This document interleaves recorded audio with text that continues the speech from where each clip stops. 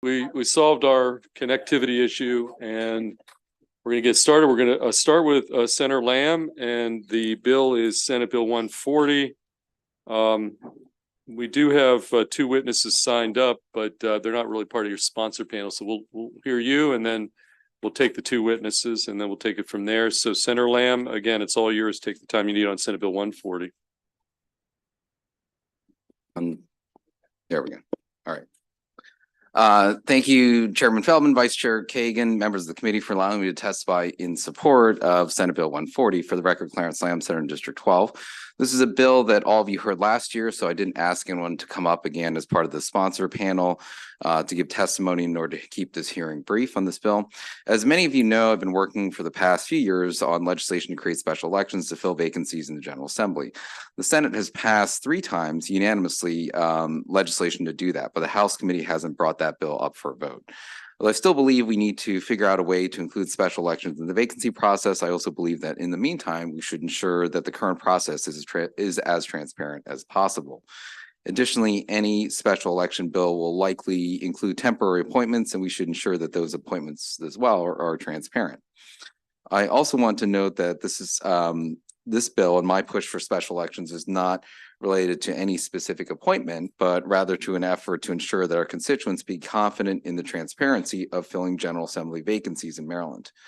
As everyone knows, General Assembly vacancies are filled via a 2-step process. First, the Central Committee representing the party and district of the former member makes a replacement recommendation to the governor, and then the governor appoints the individual.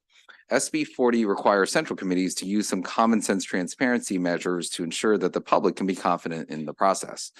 Under the bill, central committees will be required to publicly post a solicitation for 7 days, publicly post applications for the vacancy, publicly interview each of the applicants, and hold a public vote. Finally, Central Committee members who are interested in filling the vacancy will have to recuse themselves from the vote. Currently, Central Committee members who are lobbyists or judges are not permitted to vote on appointments. Limiting Central Committee members from voting for themselves would similarly ensure that individuals with a vested interest aren't the ones that are ultimately deciding the final outcome.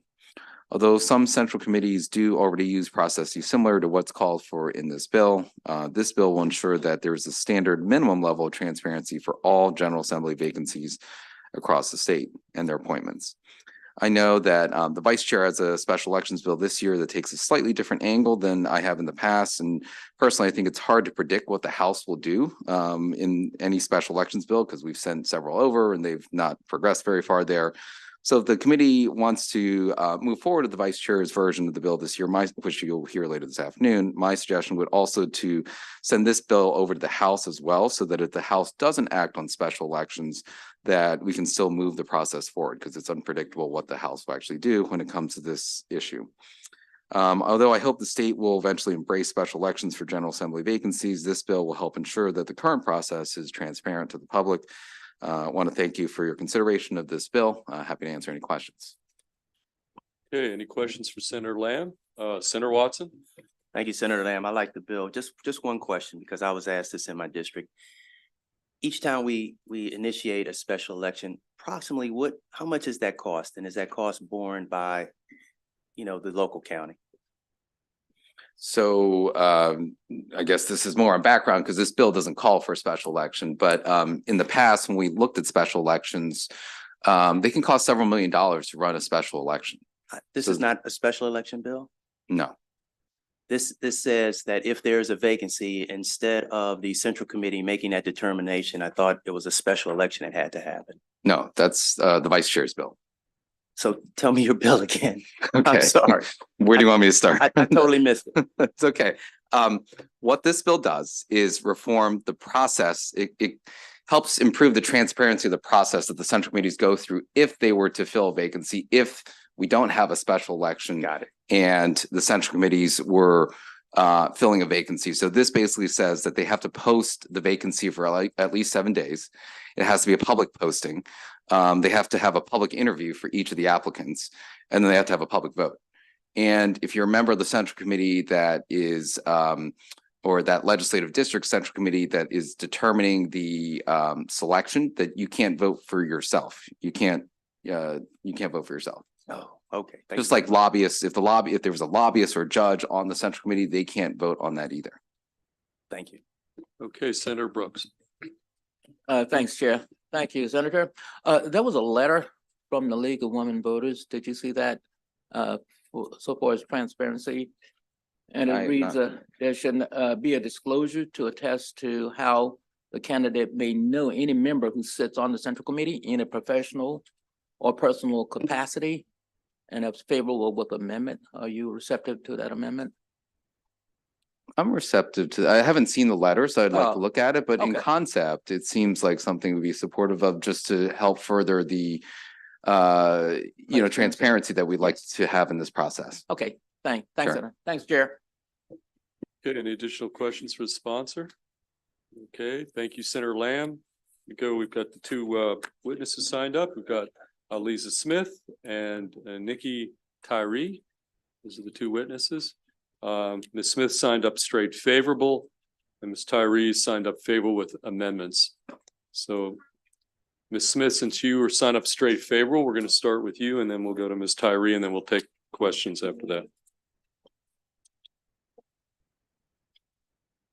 And you're going to be on the clock at this point. Okay. Everybody's on the clock, so 2 minutes.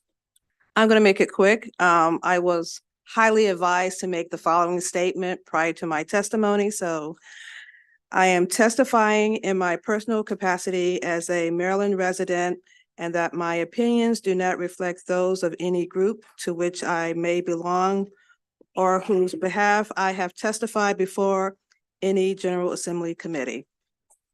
So before you go further, you state for the record your name. So the name is Lisa Smith. I am a member of the Montgomery County Central Committee, District 14, but I'm not here to represent District 14 or Montgomery County Central Committee. I'm representing myself as a resident of Maryland. The reason why I support this bill is not only the transparency of it, it's the fact that currently we don't have special election, and the Central Committee make recommendation to the governor. There's no rhyme or reason behind it. We can ask citizens to submit letters of recommendation, but just because you have the most letters from your community doesn't mean that you'll be selected. It's important that we have transparency. And we, as a Democrat, as a lifetime Democrat, I believe in democracy. And unfortunately, when I try to encourage my fellow members to vote and not to vote for themselves, I mean, first I had a petition saying, recuse yourself. That didn't go over well. Then we water it down to say, don't vote for yourself. And in May of last year, that didn't go over well. I had a petition and received over 200 votes on my 200 signature, on my petition, asking people to express how you feel about Montgomery County and the appointment process. 200 people said they're against it, and they're totally against us as Central Committee members electing ourselves and voting for ourselves. And in spite of that, we still did not get any positive response for fellow members. So therefore, I suggest a favorable vote for this bill. Thank you. Okay, any questions for Ms. Smith? Okay, seeing none, thank you. Thank And you. we're going to next go to our other witness, Ms. Tyree, and you're signed up favorable with amendments, and you're from the League of Women Voters of Maryland. Good afternoon. Thank you, Chairman Feldman and Vice Chair Kagan. The League really supports this bill in the name of transparency and voter engagement. What we have found is that opening up this process to voters makes them feel more confident in not only the process itself, but also engaging with the process, which as a democracy, we have to push forward voter engagement. As the senator pointed out, the League did ask for a small amendment on the bill that would include a disclosure if the Central Committee member did know a candidate. We believe that this would bring confidence to the voters to know that it's straight merit and not cronyism, right? So that's it. Thank you so much. Okay, any questions for the witness? Senator Watson. I like the bill, but I guess I'm just opposed to, one, a person can't vote for themselves. They've been working in a capacity as a central committee member in some instances for years. And now an opportunity comes up and they can't even vote for themselves. Number two, central committee members, having been elected for years, have a unique understanding of the districts that they represent.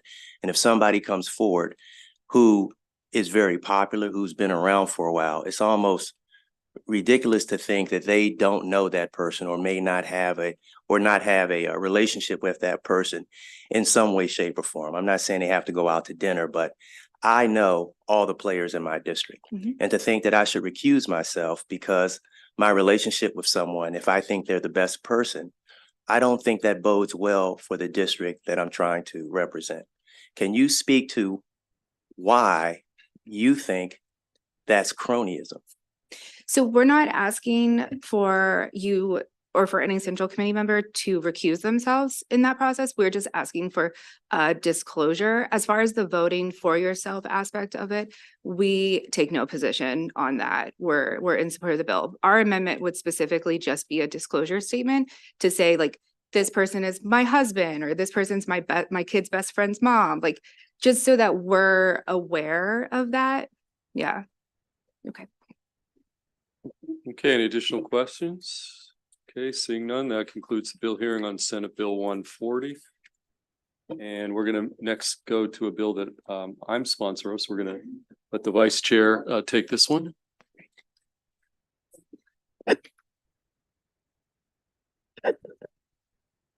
We're going to let the chair get to the dais here, but Senate Bill 372.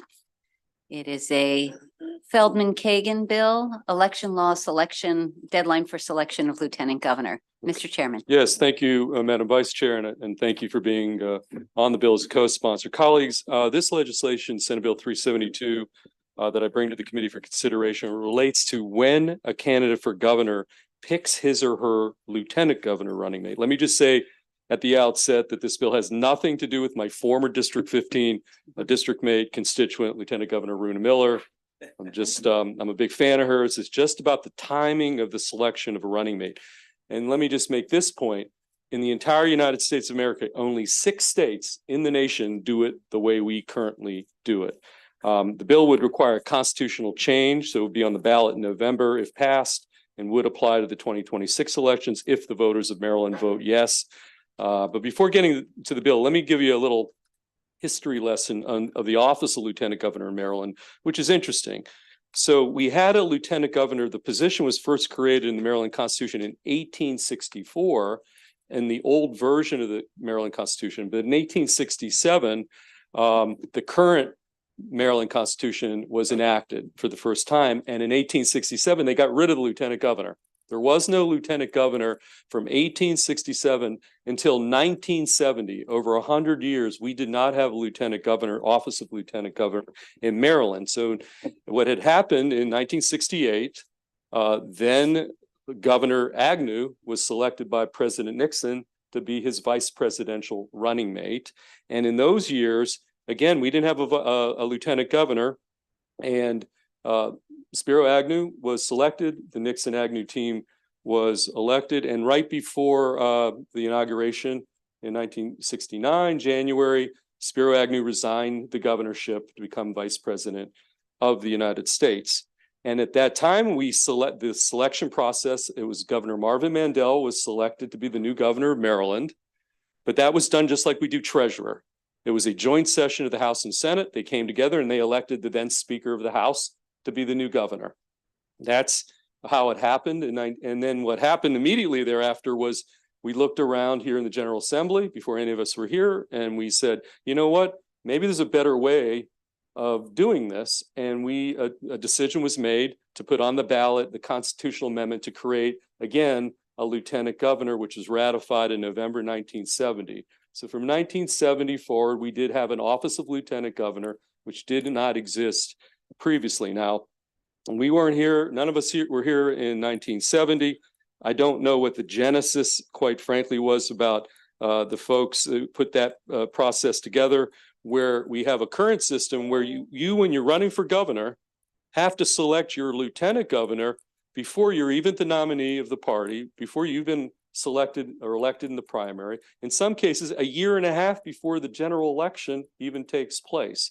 And so think about this. Here we are in a presidential year at the federal level. We'll be electing someone to serve as president of the United States, the highest office in our nation, and the selection of a running mate will not take place until after the conventions. And this year it's going to be July in the case of the Republican Party, in August in the case of the Democrats. And so that just put that in your mind. As for other states, as I said at the outset, we're a very much an anomaly. 5 states don't have lieutenant governors at all. 2 states give the lieutenant governor title to the Senate president. 17 states elect governor and lieutenant governor completely separately, all the way to a general election. That's how they do it in Virginia. You can be the governor, lieutenant governor can be different parties, and that's how they do it in 17 states. 7 states, the governor and lieutenant governor run in 2 separate party primaries, and then they come together to join a ticket for the general election. 8 states do it like the federal government. The gubernatorial victor in the primary, after he or she is elected in the primary, then picks their lieutenant governor. That's how it's done most of the place. So what Senate Bill 372 would do is simply match us to how it's done at the federal level and many other states. You pick your running mate after you win the nomination, win the primary. And now the bill, I have a technical amendment I'll describe at the end. I should also note that this very bill has passed the House of Delegates not once, but twice in the last 3 or 4 years. Former Delegate Kumar Barve was the sponsor. It passed in 2020. It passed in 2022. And in both cases, there was no opposition to those pieces of legislation, but it stalled in the prior version of this committee. So just within the last 4 or 5 years, that bill has passed the House of Delegates. So let me give you a few reasons why I think this change makes sense. And I'm completely open to pushback as we consider this bill, but my reasons fundamentally revolve around the basic proposition is I like the pool of potential lieutenant governors to be as broad as possible, which I believe in turn yields the strongest tickets on both sides of the general election. It's the ultimate bipartisan concept. In my view, the current system limits the pool of potential LGs and does not maximize the likelihood that we have the strongest tickets on both sides. So number one, I'm going to give you 3 reasons and then I'll take some questions here. Think about last year. We had 10 candidates running for governor on the Democratic side. 4 were running on the Republican side. In some cases, it might well make sense for you to want to pick one of your opponents. Think about the presidential level. We had Obama, Biden, we had Reagan, Bush. These were folks that were all running for the presidency, in some cases running second. And you might want to pick one of those folks. But under the current system, unless you can persuade them to drop out of the gubernatorial primary election, they're off the table. So last year, if Wes Moore or Dan Cox wanted to pick one of their opponents, they simply could not, because you have to make the selection prior to the primary. And to me, frankly, that limits the pool of lieutenant governor candidates. Again, at the federal level, many times we've had a ticket made of opponents and the like in the last 20, 30 years. So number one, that takes that off the table, because we have a lot of good people run for governor, and I think that they should be available to be on the ticket. Secondly, if you think about it, and I look around this room and I look at the General Assembly, and quite candidly, I look at elected officials all over the state of Maryland who would make fine lieutenant governors. But if you think about that, for example, if you were approached last year to want to be a running mate, one of the 10 candidates that were in the field, they're running for governor, let's say on the Democratic side, you would have to have a tough decision. You would have to essentially give up your Senate seat in order to go on a ticket to be in a field of 10. And so not only, I said this about opponents, the same thing applies to almost every elected official in the state of Maryland who were in the same cycle as the governor's race.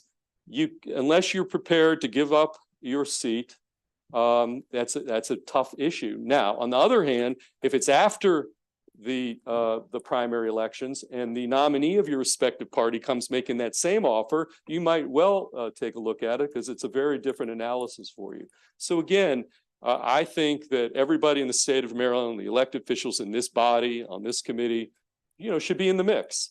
But under the current system, they're basically have to decide between giving up their seat or jumping into the primary field. And then thirdly is politics. This year at the presidential level, a tremendous amount of time is going to be devoted to figuring out who's the best running mate politically. And they're going to make that decision at the presidential level because they want to know who's the general election opponent. And my ticket might take into account a ticket that is politically smart based on my general election opponent. Again, under the current system, you're being forced to pick your running mate a year and a half ahead of the general election. You don't even know who you're running against. And so to me, just politically, it makes a great deal of sense to allow a gubernatorial candidate who's prevailed in the primary to then make his selection for lieutenant governor for a multitude of reasons that make sense.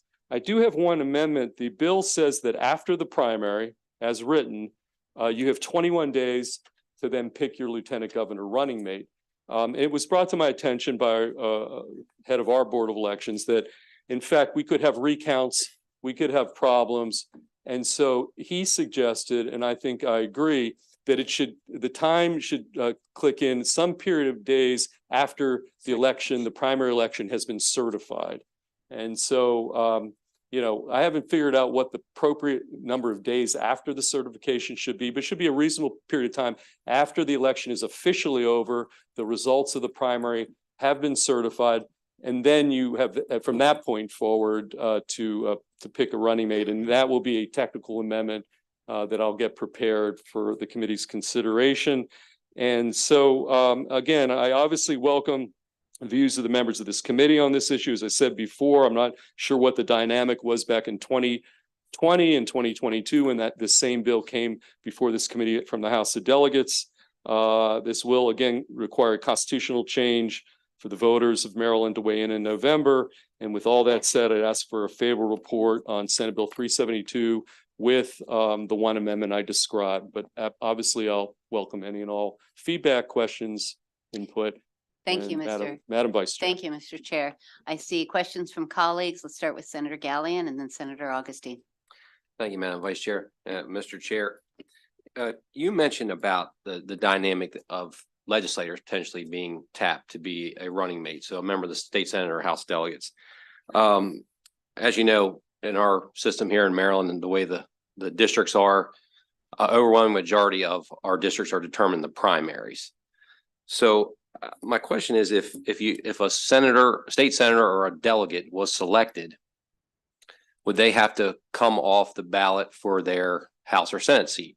Or would they be running basically a free ride if they lose, if their gubernatorial team lost, they could stay in the Senate or the House, but if they won, they would have to resign. So you're talking about, okay, after, just so we're clear, after the primary, correct. You're picked as Lieutenant Governor nominee Gallion. Where does that leave you then?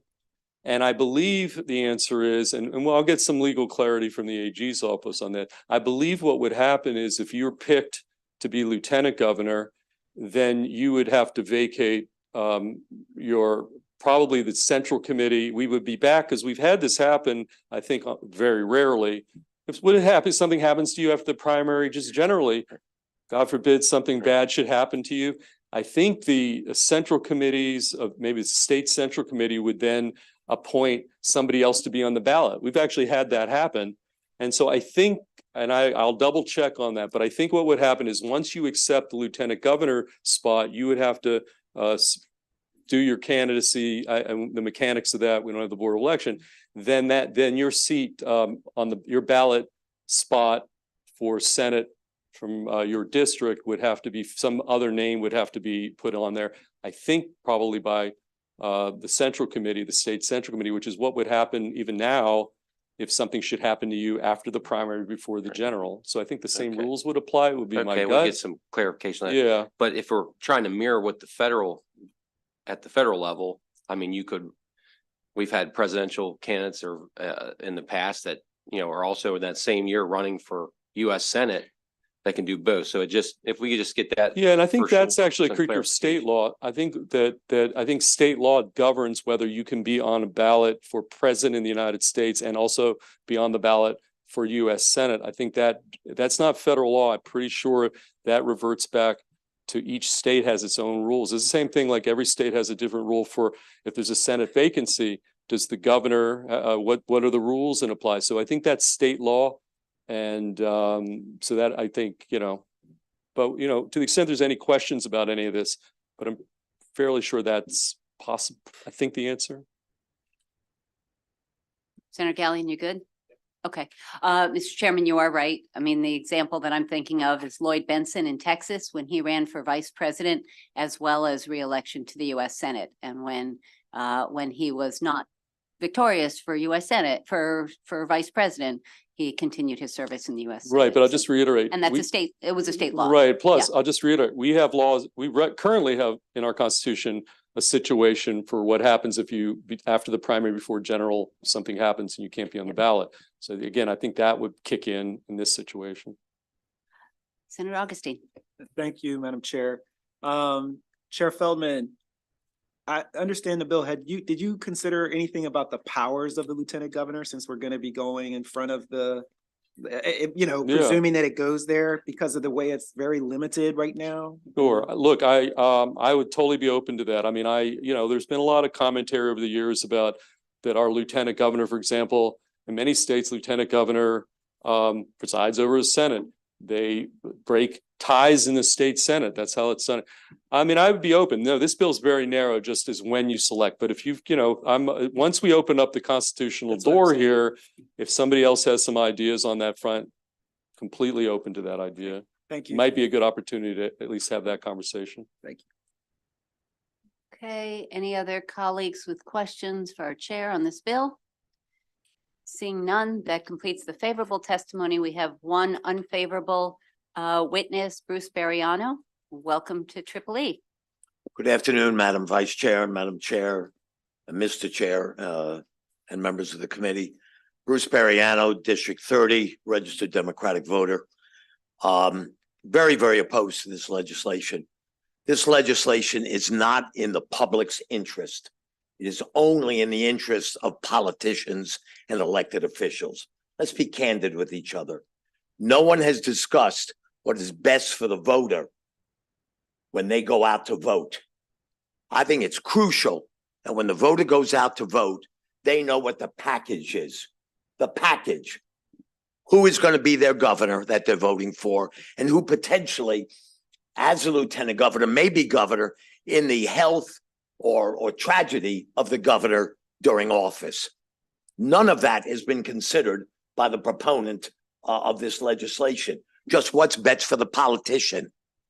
I don't care that 6 other states have something else, or any other states. This works in Maryland. And in 1971, it went to the voters, and the voters, by constitutional amendment, voted to have a lieutenant governor. Why are we playing around with our structure of government? We've had very good lieutenant governors. We've had lieutenant governors that have not been utilized by their governors as extensively as they should have. This bill has nothing to do with being a Democrat or Republican. It has to do by your passing this and doing this. You're enhancing politicians and elected officials. And I don't say that disrespectfully. It keeps them in the mix. That's their profession. But it is of no interest to the public. When the public goes out to vote, they want to know, who are they voting for? Who are they voting for? And if you have a primary, let's deal with the realities. You have a primary and someone is elected as a Democratic nominee for governor. And you know they're going to win the general election because of the realities of either who they are or just the dynamics of the state. And I'll finish up, please. And then they choose their lieutenant governor. That's a fait accompli. And the public doesn't know about that. This bill, I really urge you to vote against it. I was not aware it passed the House before previously. And if there's a House bill, I'm going to testify against it as well. All I'm trying to do is protect the interests of the voter. They deserve a package, not a half loaf. Thank you very much. Be happy to answer any questions. Thank you, Mr. Bariano. Thank you for being here and thank you for your testimony. Mr. Chairman, did you have a question for the witness? Well, I'm just trying to understand your testimony, to be honest with you. I mean, explain to me exactly why somebody running for governor, it should be off the table that they might want to pick one of the folks also running for governor. Like, how is that not in the interest of Marylanders to have the strongest possible tickets on both sides? I mean, I don't really understand why Marylanders are disadvantaged by allowing somebody running for governor to consider, for one of the three reasons, picking somebody who might be came in second place. I mean, in that case, again, at the federal level, that's happened multiple times.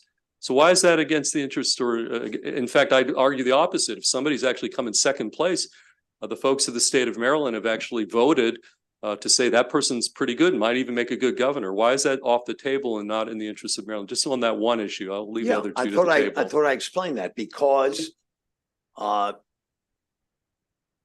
when you go out to vote, you want to know who you're voting for. And as I said earlier, basically there have been exceptions, but basically the governor's race in Maryland, the primary is the election. Now, if you vote for someone, it is. Well, I mean, two of our last three governors have not been. I mean, your Well, logic is illogical. No, it's not illogical. It's not illogical. Who was the last governor the last 8 years? I know who. Who was the governor from, But two of the last three governors have been Republicans. So just factually, your point is sort of not. No, it's not, Mr. Chairman. That's not the issue. The issue is, which is not being addressed, is giving the voters the full package in knowing how, who is going to be governor and who potentially would be lieutenant governor in their voting. What are their philosophies? What are their personalities? Are they going to work? Are they going to work well together? The interests of the politician, and primarily the politician, is really promoted by this bill and not the voters. I'm sorry we disagree, but I just wanted to express my. I see a question from Senator Watson. Yeah, thank you. And along the same lines as the chair, I disagree with your logic on this. So, and I just remember like it was yesterday, Obama, team of rivals. And whoever's at the top of the ticket is solely responsible. That's where the buck stops. No matter who they run with, who's underneath of them, building their cabinet out, they're solely responsible. But in this one instance, you want to make this distinction that something is different about this. Everybody who runs, they are fully vetted by the community. Everybody. They're vetted more than any other folks. And many would argue that those folks who run are some of the best and brightest that we have, having been vetted and are going through that process. And to exclude them from the ability of teaming up for the state just doesn't make sense to me. And I have to challenge your logic. The team of rivals worked for Obama. Why can't it work for the state of Maryland?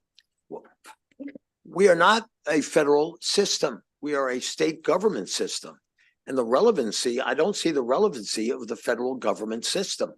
You're taking away a choice of someone who is voting in a primary for governor.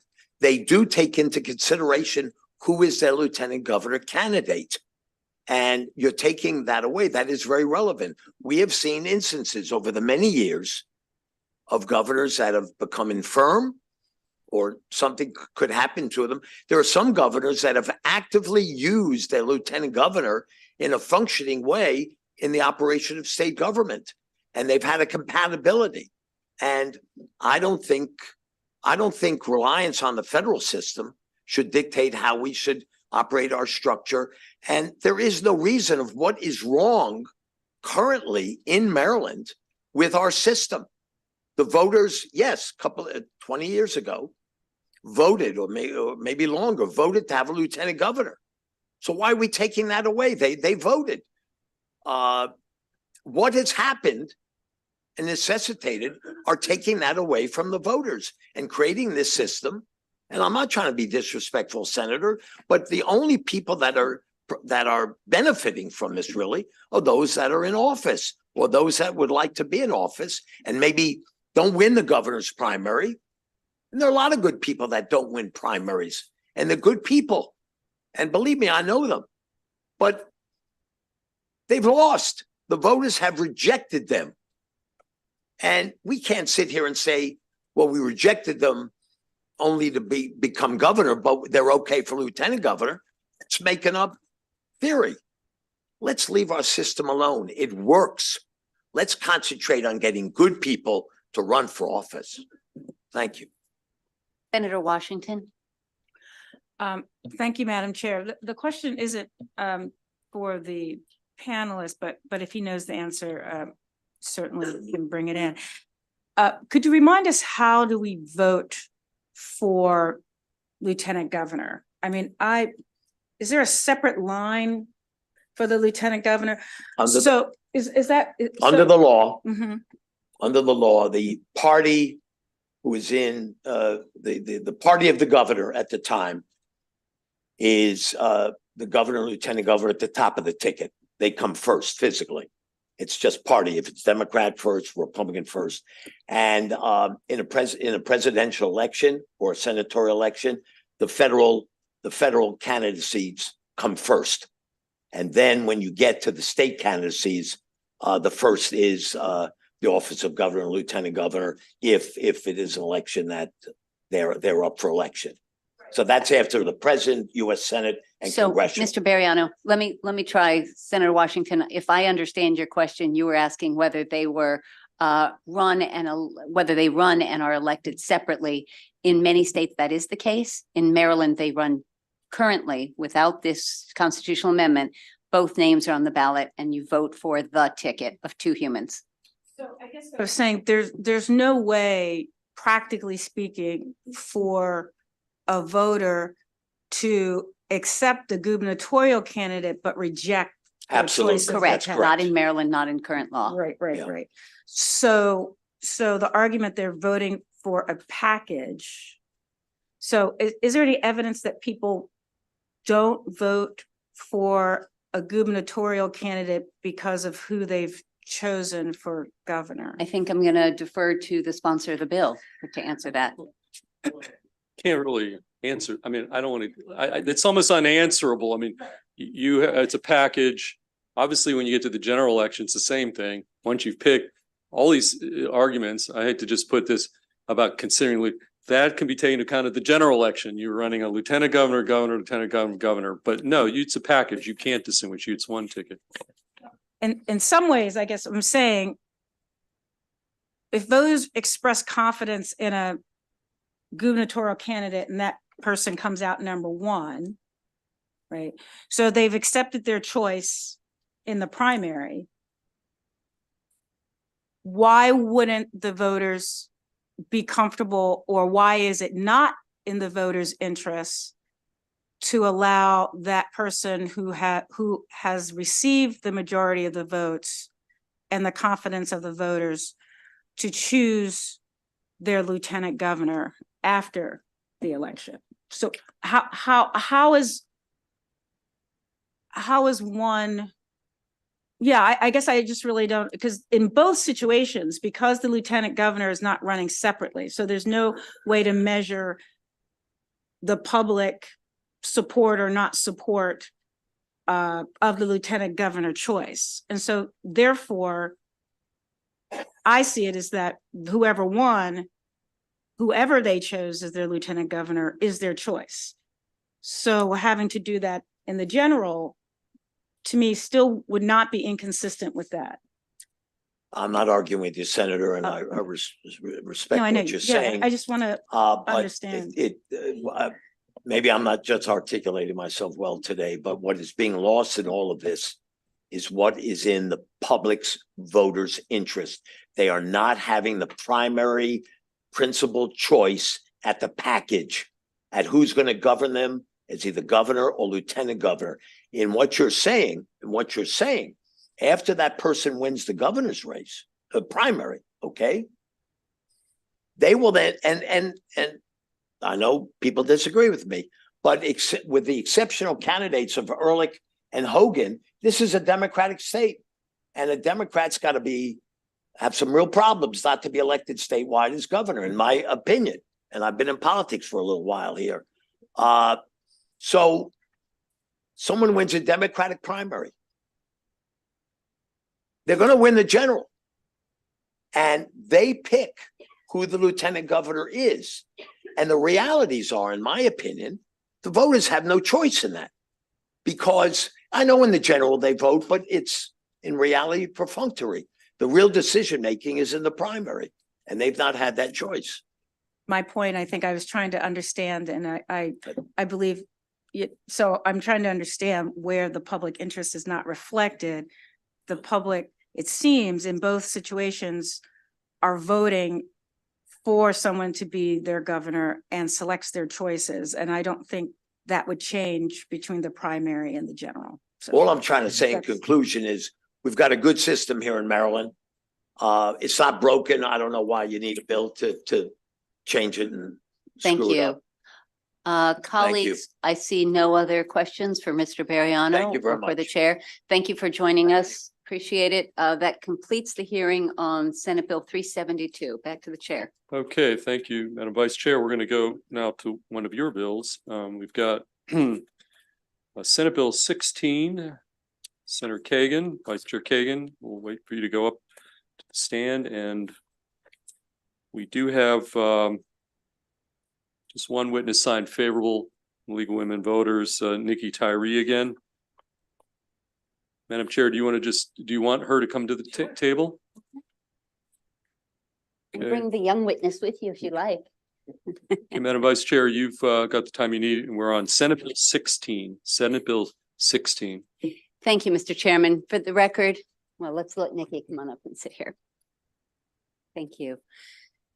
For the record, Cheryl Kagan, very proud to be the senator for Gaithersburg and Rockville. This one's going to be quick. Senate Bill 16 has already been approved unanimously in this committee and unanimously in the full Senate. Just a reminder that this is about closing a loophole in our current law.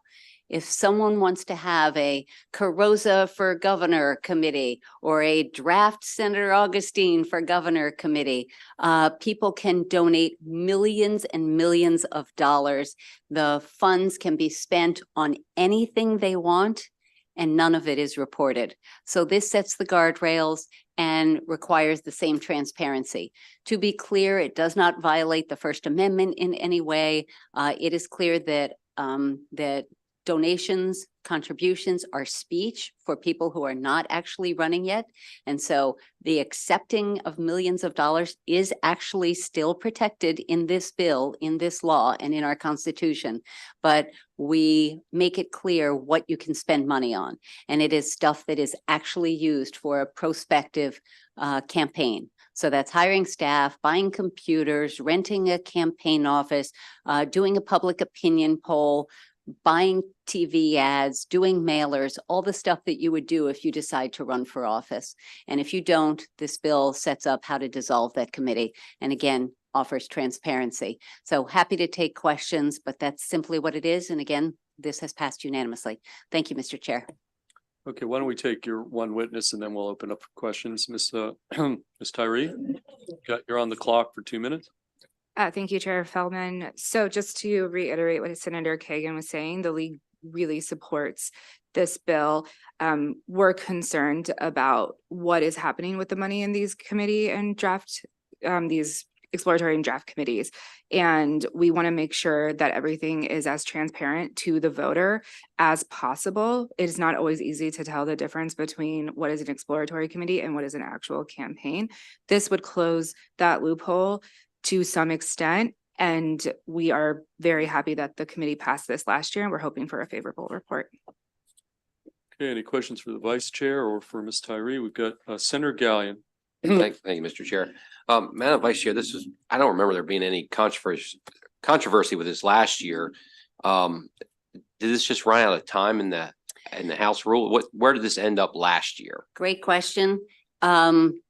My understanding is that the House Ways and Means Committee at some point just kind of reached capacity, whether it was on all bills or on election bills, and they just kind of stopped voting out bills, including this one and the next one that passed the Senate unanimously. So hopefully if we move them early, Mr. Chair, we can give the House lots and lots of time.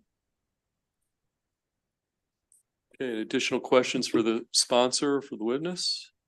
Okay, seeing none, that concludes the bill hearing on Senate Bill 16, and we're gonna next go to Senate Bill 29, Madam Vice Chair. This is the special elections bill that was. Do you mind if we do it Yeah. in different order?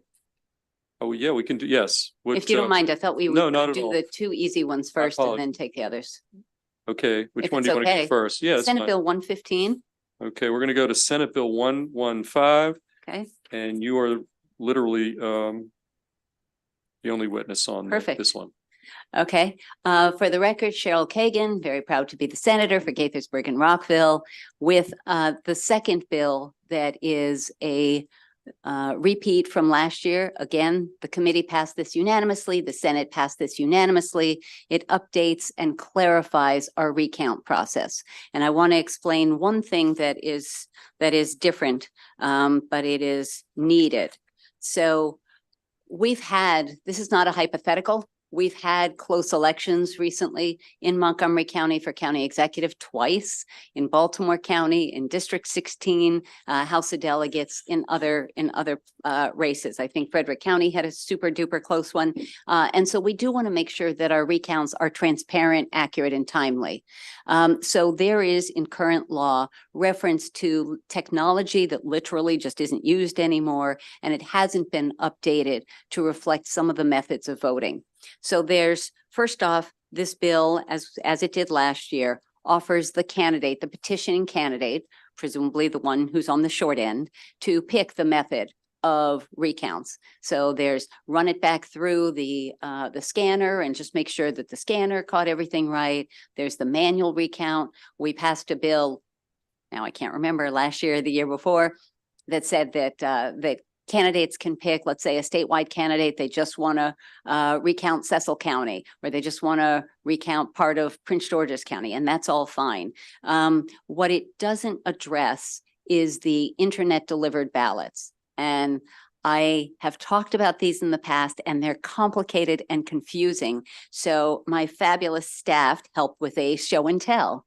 So if you are traveling, if you are a veteran, if you can't leave the house and are getting your bill and your ballot in the mail too late, you can ask for an internet delivered ballot.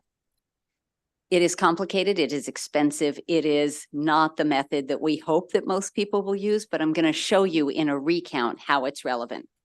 So when you vote at home, you print out your ballot on an 8.5 by 11 piece of paper from your home printer. Now that assumes that you have a printer and it has toner cartridge and it has paper and you have a number 10 envelope and all the things. So, but you print this out. Well, this piece of paper can't go through our scanners. So when it comes to the Board of Elections, to your local Board of Elections, they have bipartisan teams that manually duplicate your choices onto something that looks vaguely like this. It is thicker paper, there are different markings, it is a different size. And so people will sit there and literally two-person teams will say, okay, for Governor Smith, for Attorney General Jones, for County Executive Thompson, and they have to sit there and they are overseeing each other's work. And I can tell you, I have spent hours watching this process. And then after a batch is done, and usually a batch is 25, maybe it's 50, but then they switch positions and the other one reads and verifies to make sure that it is transposed accurately. The problem is in recounts. If we throw away your home ballot during a recount, or if we just throw them in a pile with anyone else, there's no double, triple, quadruple check. And mostly always, they're totally accurate. But I can tell you there are times when a candidate will pick up a couple of votes because of an error. So this bill clarifies that this home piece of paper and this manually duplicated ballot, which is the only one that can go through the scanner, that they must be kept together. So in the case of a recount, that they will be looked at together. Now, 99.99999%, I'm sure, during a recount, you'll look and you're only looking at one race. It's like Smith, yep, this is right. We're going to rescan it. It's fine. But what if it's Smith and oops, it was manually duplicated and it says Jones? Okay, so that's not right. This makes clear, and we have an amendment request to just make it even more clear. This would go and get adjudicated by the local board of elections, and they would say, yep, voter intent was clear. They want this one. This one's an error, and we're going to make sure that that is rectified. So it simply requires that for these manually duplicated ballots, for internet delivered ballots, that they have to be processed together, evaluated together, and stored together. Everything else is identical to last year's bill that passed unanimously. So with that, let me just see if there's anything else. I think that covers it. I'm happy to take any questions. Thank you. Okay, any questions for the sponsor on Senate Bill 115? Okay, seeing none, that concludes the bill hearing on Senate Bill 115. And Senator Kagan, Vice Chair Kagan, we're gonna go next to the other. 99? Yeah, on Senate Bill 99. Perfect. And also on this one, we do have Nikki Tyree signed up. She wants to come up. It's the only additional witness. I didn't want to take a lot of the committee's time when possible, and so appreciate your indulgence and your attention on these bills. For the record, Cheryl Kagan, very proud to be the senator for Gaithersburg and Rockville. This bill I call ballot access. The fastest growing portion of our electorate are people who choose not to affiliate. Now, maybe they've just moved here from one of the 20 states that have open primaries. Maybe they just relocated from another country where if you register with the wrong party, your family could get killed. I mean, there are consequences. Maybe they're a young person who just says, a pox on all your houses. I don't like the Democrats. I don't like the Republicans. I'm just going to choose unaffiliated. And they don't understand that that means they can't vote in a primary. I don't know about you, but I have spent a lot of time at the polls on election day, and obviously, especially on primary election day. And I talked to voters who are ticked off because they showed up to vote for or against this or that candidate for president, for governor, for county executive, and they are told that they're not allowed, and they are given a ballot for the Board of Education. And they are offended and they are ticked. So this bill would allow unaffiliated voters, only unaffiliated voters, to vote during early voting, to re-register at the polls during early voting only, and say, I would like a Democratic ballot or I would like a Republican ballot. To be clear, Maryland will continue to be a closed primary state. We don't want Democrats coming in and voting as Republicans to mess with the Republican primary, or Republicans coming in, vice versa, to vote as Democrats. If they want to do that, they can in law, but it's more than 3 weeks in advance. They have to fill out the paperwork to switch parties. That's kind of a heavy lift for the average voter who isn't paying attention to an election yet. So this simply says, rather than more than 3 weeks in advance, when you're not really paying so much attention, if you decide that you want to engage in a primary election, you can show up at your local polling place or any polling place in your county. You can say that you want to re-register. The election judge would confirm that you are a county registrant because, as you know, during early voting, it's not just your precinct. You can go to any polling place, any early voting center, anywhere in your county. You re-register and you are given the party ballot, the complete party ballot for the party of your choice. It would be counted as a provisional ballot, but this would add that re-registering in this time period would allow that provisional ballot to count. The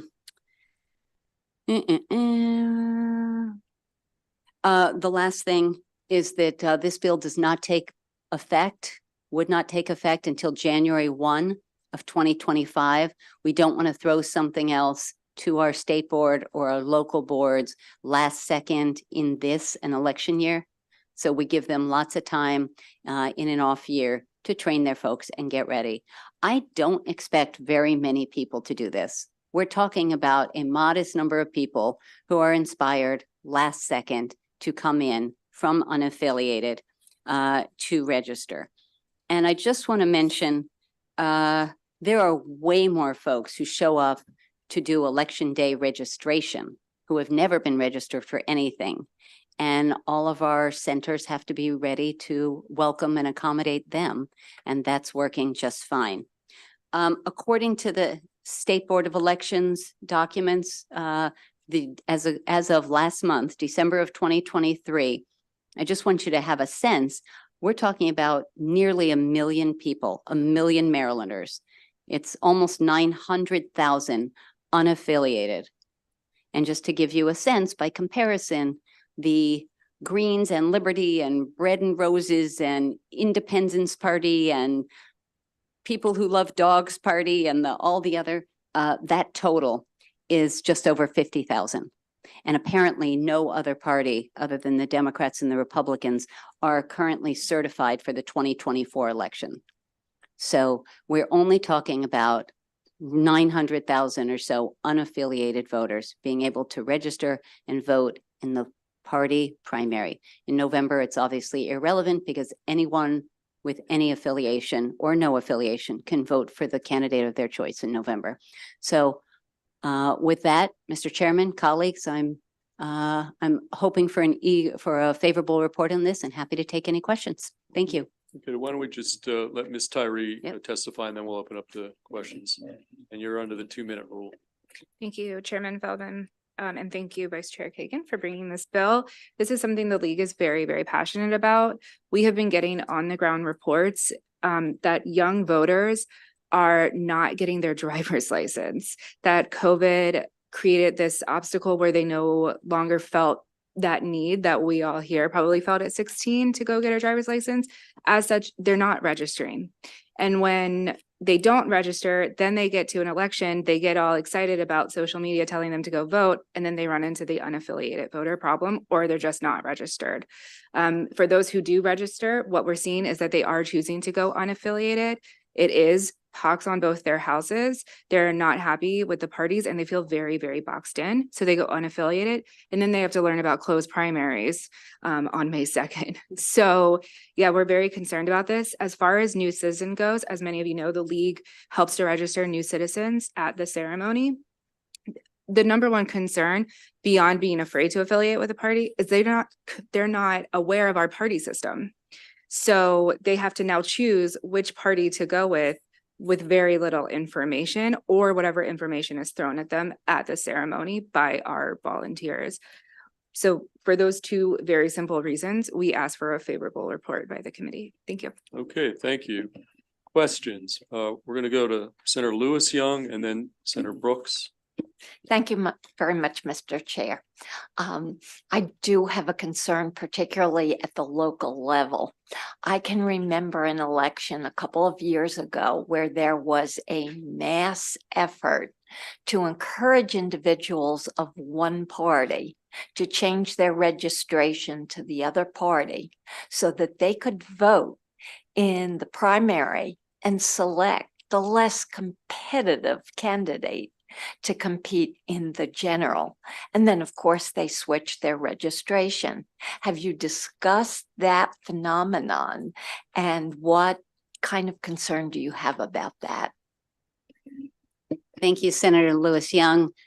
First off, I think we are blessed to live in a democracy and we can choose the parties of our choice. We can choose the candidates of our choice and we can change parties.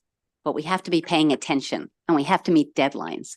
And the deadline to switch parties is not reasonable for the average person or the average campaign. I was talking to a Republican friend the other day who said, oh, I remember when the Democratic Party spent money to support the weaker, ostensibly the weaker Republican gubernatorial nominee. And rather than the person that we expected to have as the Republican nominee, we got someone who was more extreme and less viable. That's legal. We don't have to like it or agree with it, but that was all within the rules. But what you just said about candidates or parties encouraging people to switch parties from Democrat to Republican or Republican to Democrat, this bill does none of that. This doesn't touch that at all. It's completely not covered in this bill. So just to be clear, this only allows people who are unaffiliated to choose to affiliate with the Democratic or Republican Party. And to be clear, once they re-register, they are in that party. And so they would have to proactively switch back to unaffiliated or switch to another party if they wanted to. I think this is good for both parties. It increases the number of voters who can be engaged. And as we know, in Maryland, most races are won in the primaries, the Democratic or Republican primaries, depending on what part of the state. And so getting people to vote in the primaries is really critically important so that they can feel that their vote and their voice are heard. Okay, Senator Brooks. Thanks, Chair, and thanks, Madam Vice Chair. There was a letter written by the Maryland Association of Elected Officials, and there were 4 major concerns that they had. And one of the ones they talked about that provisional ballots, it's labor intensive and require additional resources, and so that, and plus they think that there would be a confusion between independent and unaffiliated voters, So how would you address those particular concerns? Senator Brooks, I'm so glad that you asked about that because I was deciding whether to bring it up or let it go. I say this with respect. I work with a lot of the people who are members of MAO, the Maryland Association of Election Officials. They represent the 24 jurisdictions. Their legislative chair is very new. And normally Mayo runs past their draft policy positions, past other counties to get feedback. And unfortunately, this new person really wrote some testimony that was kind of inaccurate. And so this is kind of the worst of them. So I will flag for you. First off, I bring to your attention the fiscal note, which says that it is paltry, $39,000. $24,000 paltry. The Mayo testimony talks about the independent party. There is no such party that is recognized in Maryland. So that's just wrong. So I don't know how to say it much nicer than that, but the concerns raised in his testimony that is allegedly reflecting the views of our 24 counties is just inaccurate. And to be clear, there is no reason that we're going to expect tons and tons and tons of people flooding to the polls to affiliate and vote in the primary. We are going to get significantly more people showing up and registering for the first time. They just moved here. They just relocated. They have to change their address. They just moved from Iowa and now they're in Maryland. And so they can show up during early voting or on general election day and register, affiliate, and vote. This is a modest number of people. As I said, it's about 900,000 now. Think of the number of people in any one precinct or any one voting center. I'd be pretty surprised if it's more than a handful. So thank you. Thank you for reading it. Thank you for the question. Okay, we're going to go to Senator Washington next. Thank you. Thank you, Madam Chair, Vice Chair. Guess I have a couple questions. So one, I guess it's just for informational. And so how many people are registered to vote in Maryland? And then how many have chosen a party? If you could tell me what that is. Yep. According to the State Board of Elections, as of last month, December of 2023, total active registration, Democrats, sorry, friends on the other side, 2,221,517 Democrats. Mhm. So 2.2 million Democrats. Mhm. Republicans are 989,200. Mhm. Mhm. Almost identical to that Mhm. is unaffiliated, which is 887,739. And then libertarian, there are 18,456. They would not be included in this bill because they are affiliated, not unaffiliated. Mhm. And then other, which includes parties that again are not certified for this year, like the Green Party or the Bread and Roses Party or the Labor Party. I think there are a few others. 53,777. Okay. So the percent, so the percent of people, I should be able to do this quick math, but Mhm. the percent of people who are unaffiliated looks like something like what? Is about 20%? 20-25%. Yeah, I think so, Yep. 25%. Which is large and growing. It's Yeah, the no, fastest percentage of our population. Yeah. So I definitely think figuring this out. So it seems to me, and why surprisingly I've been resistant, many people are surprised. I do like the part where one has to choose a party. But the primary is to select the candidate for the party. Mhm. And I know that we've gone along this de facto, that means they're going to win the election. And but so if we're going to have primaries, if we're going to administer primaries on behalf of parties, it would seem that some demonstration of an interest in choosing the party candidate should be demonstrated more than the morning before, which is, I think why we've been open to allowing change of party 21 days before. So I think we've opened that up, but help me with the broader, do we just not have primaries and then do the, the top two voters? But if the purpose of a primary is to choose the candidate for that party, Right. why shouldn't it be the people who are members of the party to make that decision? Yes. Yes. Which is And- why I support closed primaries. Our current closed primary system right. is But this not a changed by this. hybrid. that This you're is a hybrid. proposing. That's well said. Yes. And actually, we're kind of close of all states. We're actually close to Kansas's law if we make this Mhm. change. I believe if you want to pick the leader of my team, you have to be on my team. Right. And so if you want to pick the Democratic nominee or the Republican nominee for president or governor or whatever, you need to be a member of the team. At the same time, both parties are losing team members to people who don't really understand that they have to be on a team in order to have a voice. And so that's why I'm proposing expanding the window a little bit longer. They can't just show up on election day because they got a robocall or their neighbor was going to vote or something. They still have to show up in person during early voting. It just adds it lengthens the period of time when then they can go in and then suddenly feel an affinity, feel belonging in one party or the other and start to engage. I wanted to mention that several years ago, and I'm not sure how many were on this committee. There maybe Senator Carrozza and Senator Simon or me. We passed a bill, it was a Kagan-Hershey bill called the Informed Voter Act.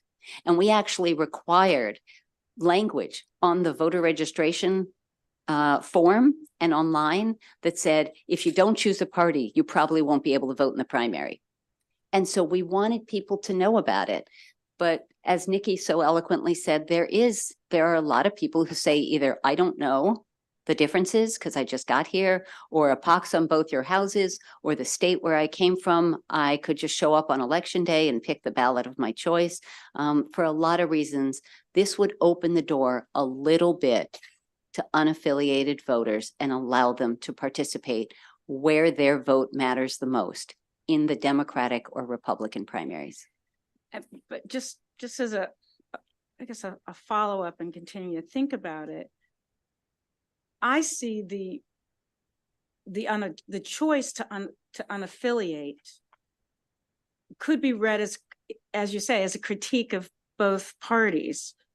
So to force their participation in registration in parties that they don't wish to facilitate, they don't wish to affiliate in order to exercise the ability to choose the candidate for in two parties that they don't affiliate with. I feel as though in some ways I'm trying to understand how it solves the problem of that we have a two-party system and that, it doesn't,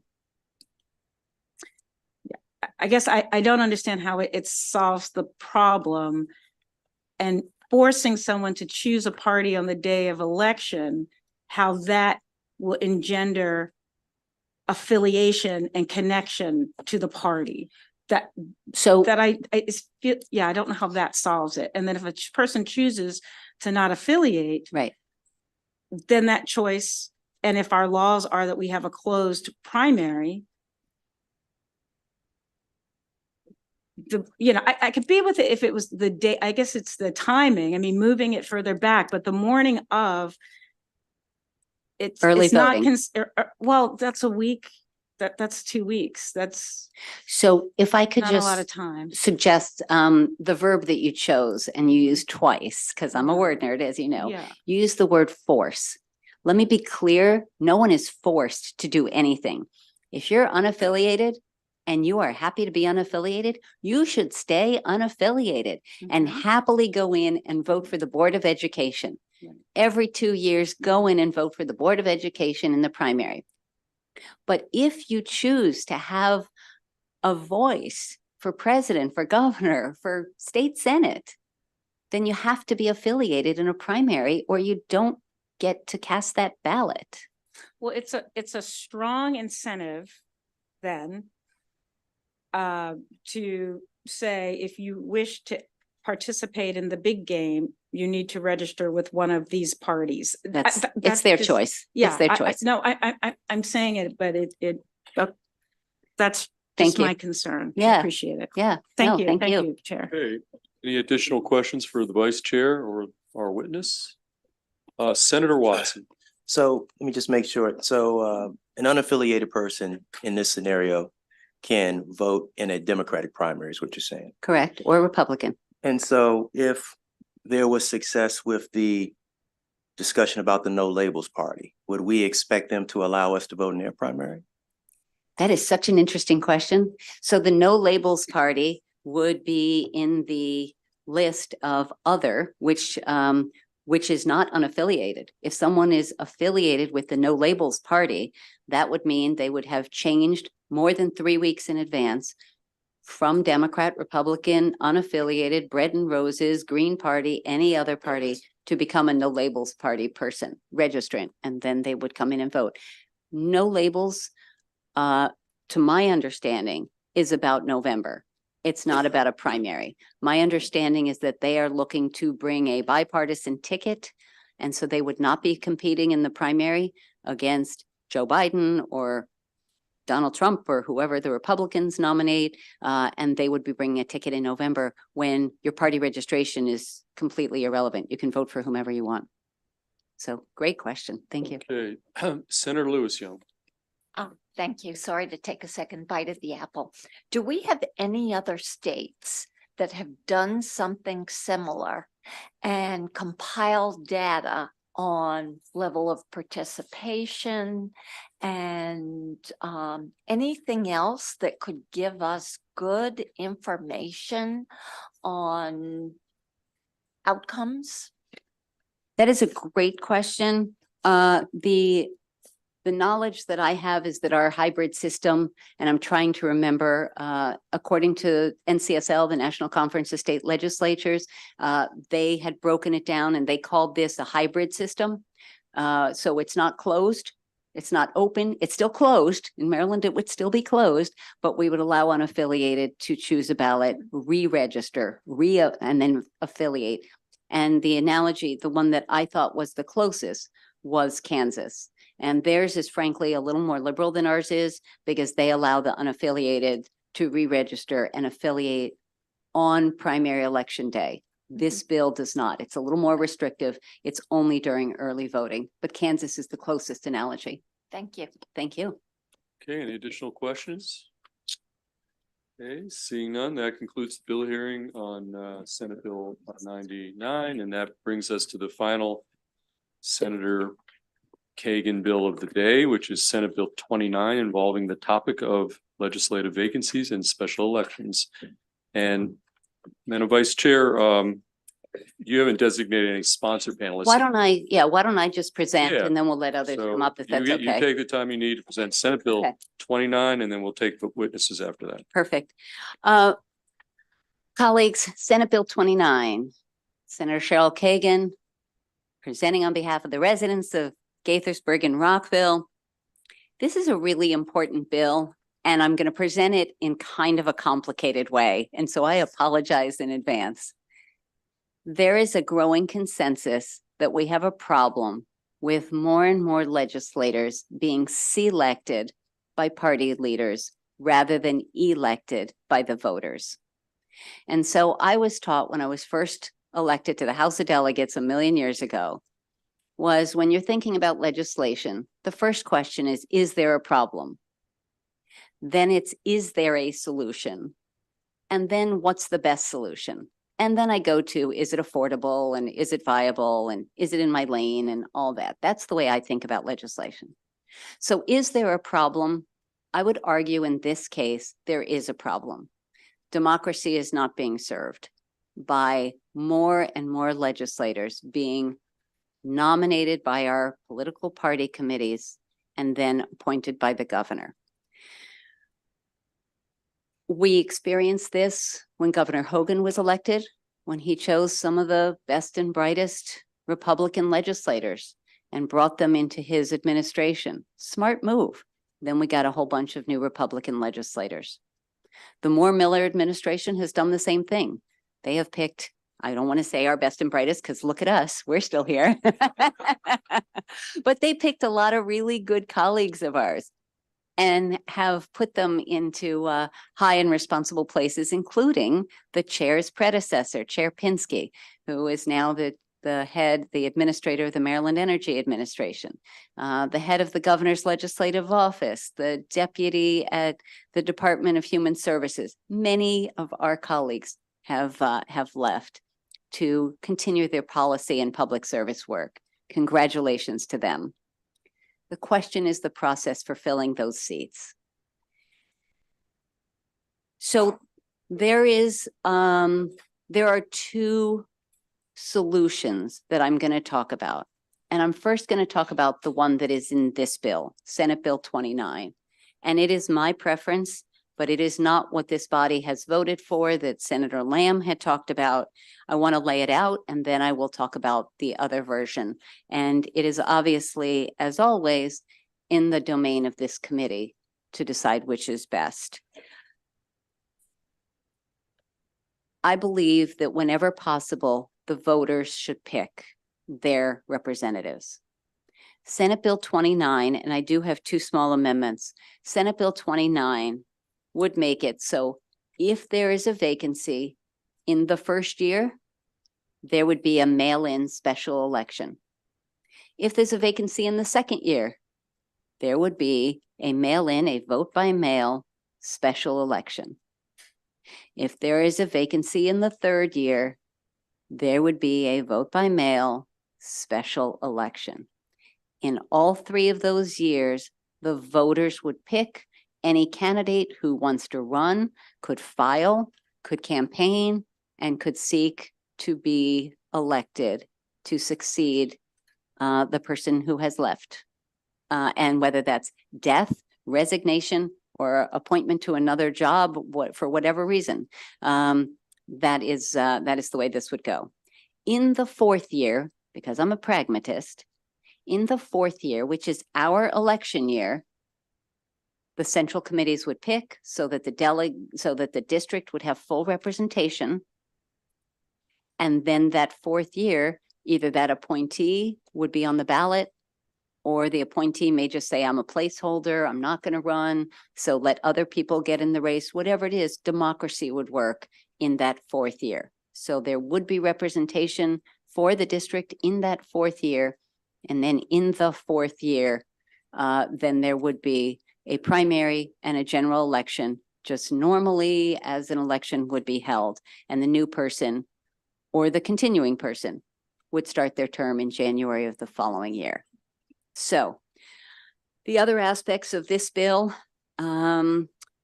is that it would require a study for future improvements. That's not in the other version.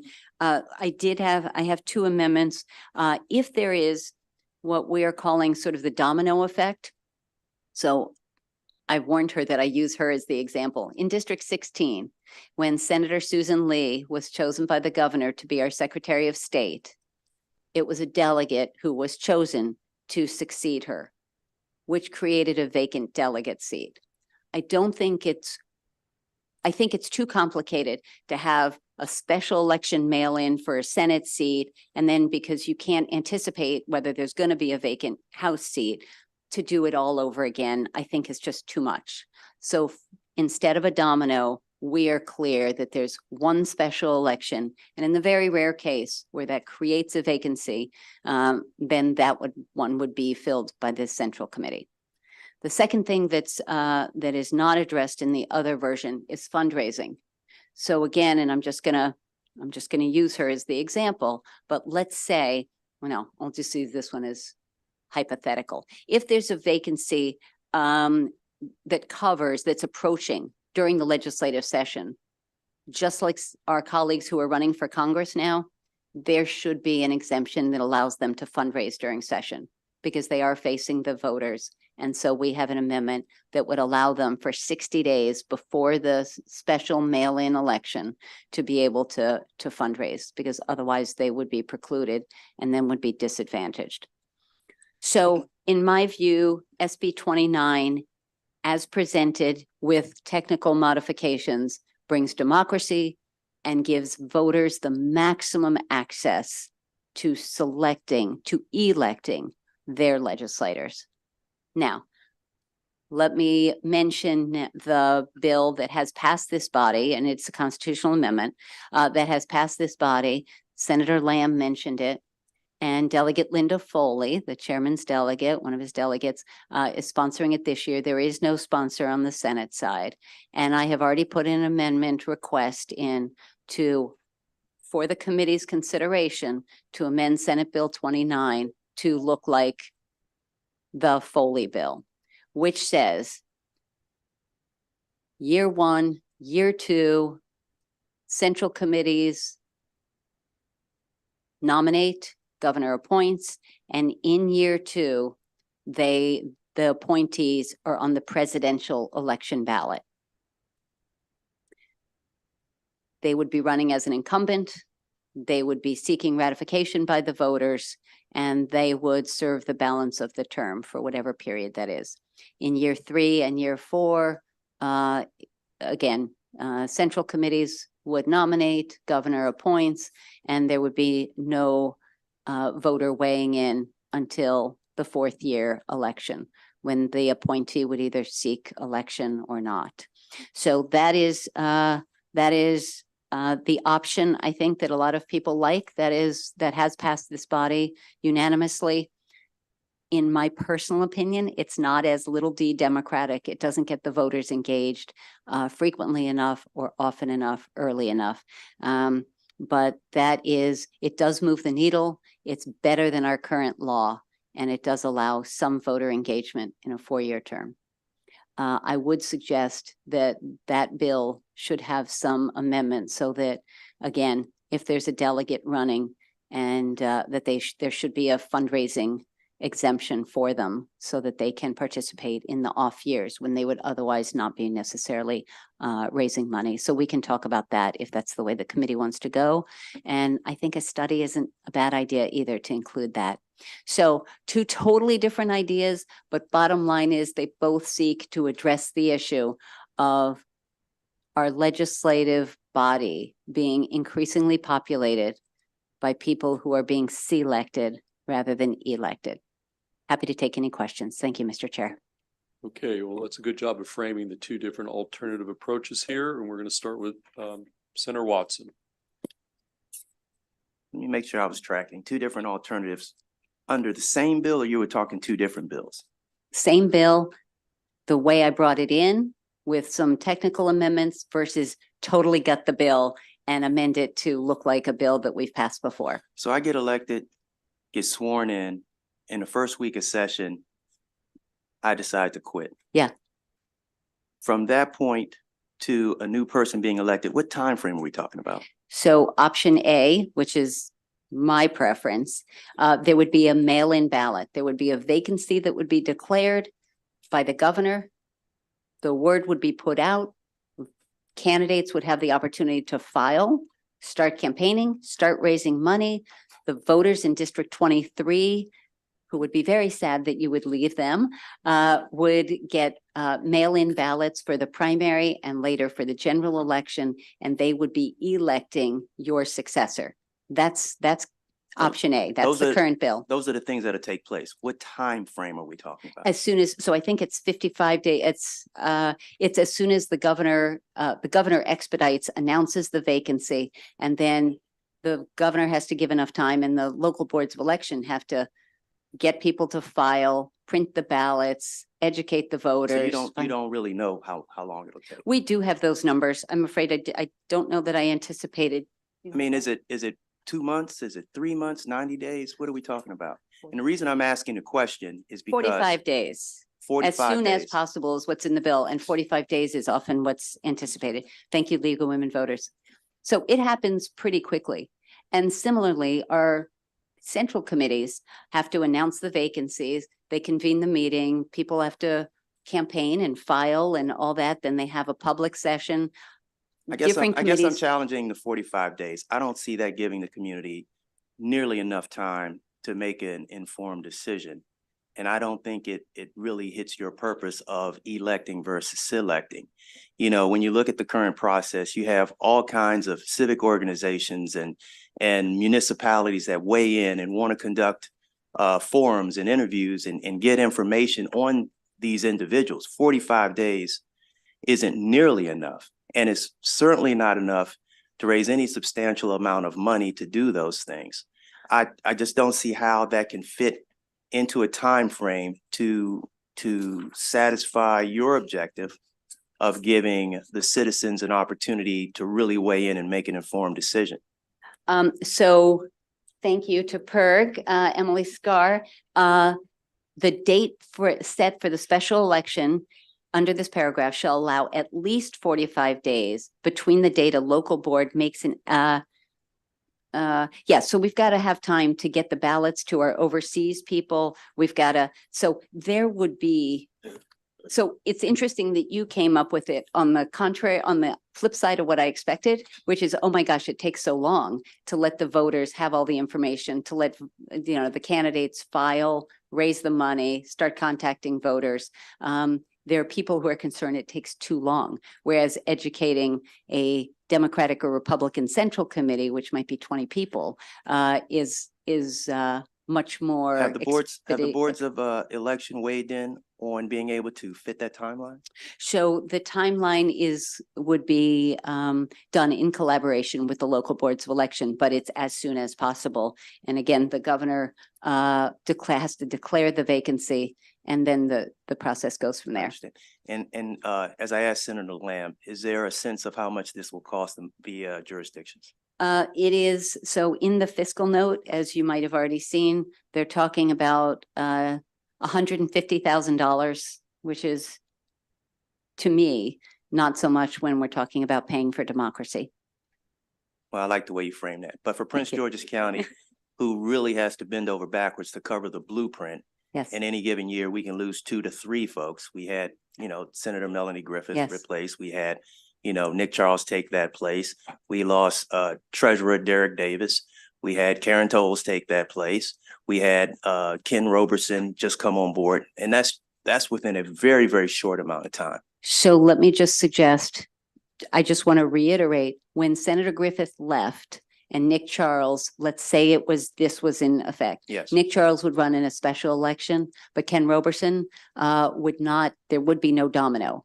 So he would be chosen by the Central Committee to succeed Nick Charles. Then how are you accomplishing anything if you're going to do on one side, you know, let the residents choose, and on the other side, let the Central Committee do what they've always done? So fair.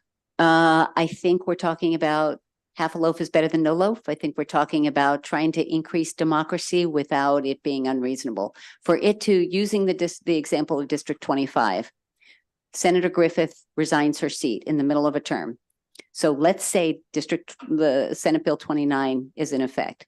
If it were the domino effect, then there would be a special election primary with Nick Charles and possibly others, then a special election general, and then Nick Charles wins. And so then there would be a vacant seat for the House, and there would have to be a special election mail-in ballot for the primary and a special election for the general. I think that's too much. No, I That's too understand. crazy. Just indulge me, Mr. Chair. So in the past. Senator when- Watson, could I Yes, just interject and just to this? But I think we're focusing entirely on her bill as introduced, but the other alternative is different, and it does deal with this issue of cost. I Yes. just want to put that on the table, and this issue of if it happens in the first 2 years, it's still Central Committee, but you're at least up again to the voters in that presidential year. The Let me concern cover here- cost on that, Mr. Because you don't Chair. have to open up, because it's always been, it costs a lot. You're not going to open up schools, but you already have, the polls are already open for the presidential Right. year. So at least the voters get one shot during a 4-year term, as opposed to getting appointed in like year one and you get the whole 4 years. Right. So it's Right. really different on this issue of So cost. in but- cost, yes. So thank you, Mr. Chair. Let me, I'm past the cost, and I don't want to take up Okay. too much of the committee's time. But we do a very exceptional job of ensuring that if there's a vacancy, that person is replaced before we come into session to ensure that for that 90 days, that district has representation. And to hold up a district's ability to have representation during the time they're needed most to make these decisions, to try to do some form of election, I think does our folks a disservice. But my last question. if I can just speak to that. Sure. We can't always anticipate when someone is going to die or resign. And Senator Susan Lee left during session. And so Ariana Kelly, now senator, came in midway. Others have come in midway. And that is with a Central Committee appointment. Right. Okay, And so la- that does happen. And it happened in the Hogan administration too. And lastly, you know, I have a big problem with these folks being able to raise money during session. I think that's extremely problematic. I understand the exception for Congress. It's totally different. But for someone who is going to come serve in this body and to be able to be influenced while they're in this body and in a position of actively making decisions, I think is very, very problematic. I'm just gonna, thank you. This year, our primary is in May. If there were a vacancy now, the proposal that I have would say 60 days. So they would not be able to raise money until mid-March. Point taken. But otherwise, they wouldn't be viable at all. They would only be hamstrung by what they already had in the bank. And if they were just appointed, they may have zero. They may not even have established an account yet. So for some opportunity to be able to raise something. And if the primary is in June, as it was, or July, as it was 2 years ago, God, it feels like forever ago. If we had a July primary, it wouldn't touch the session at all. And so that wouldn't be an issue. Okay, Did you have one more question, Senator Watson? I'm sorry. Okay. Okay, any Okay, additional thank you. questions for our sponsor on Senate Bill 29? Okay, seeing none, we have 5 witnesses signed up for the remainder of the bill, and they're all signed up favorable. And we've got 5 witnesses at the table. So I'm going to call everybody up and you'll. Is it okay if I go back to my seat? Absolutely, yes. Joanne Antoine, Emily Scar, Lisa Smith, Morgan Drayton, and finally Nikki Tyree. So we've got, I think the Morgan Drayton might be an error.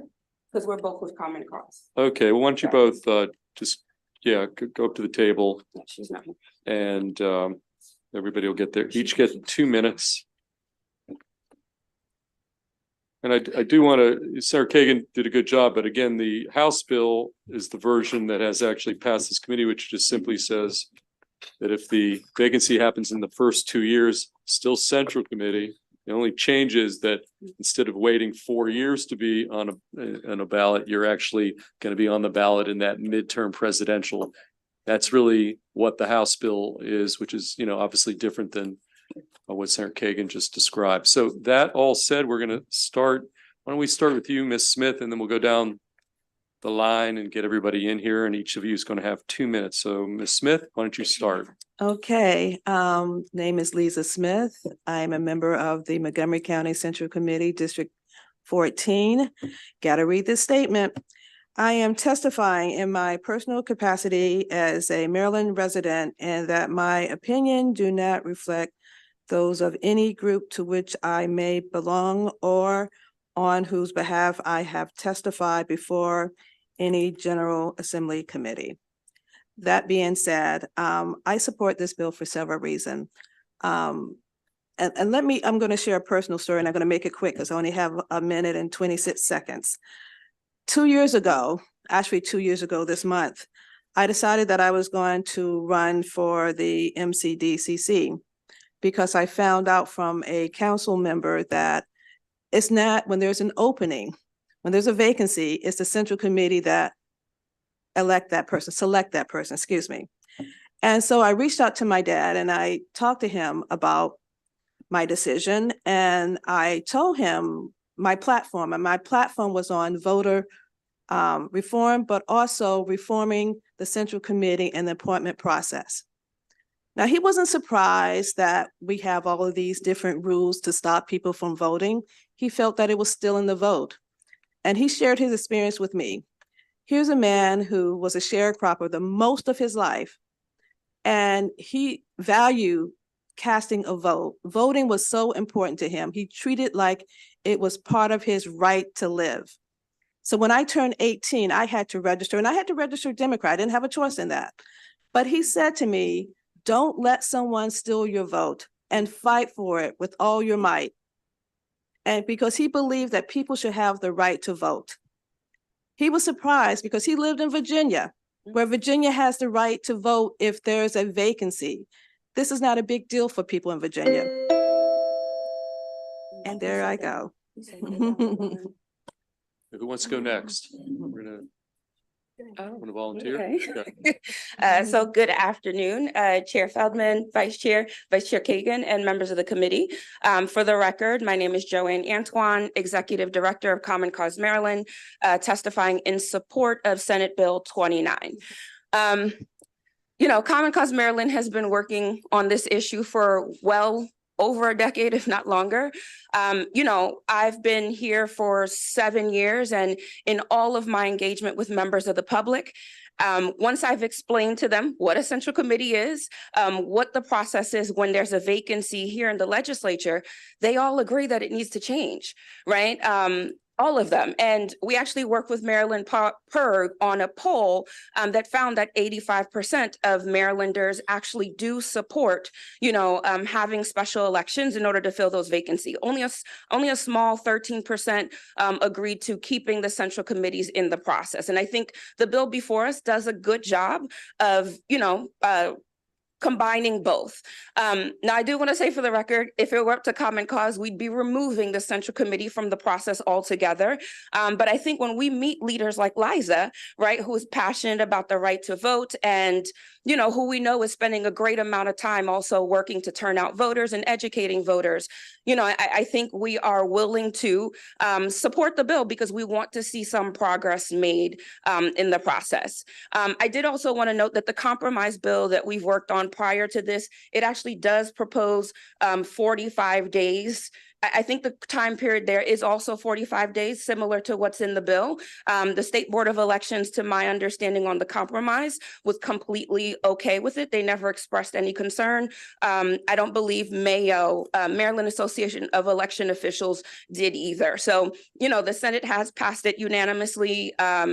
We're open to exploring, you know, what the time frame is, but we do want to ensure that the local board is able to, you know, spend the right amount of time preparing for the election, which means providing the voter with notice, you know, before ballots are even coming their way. So I will keep it.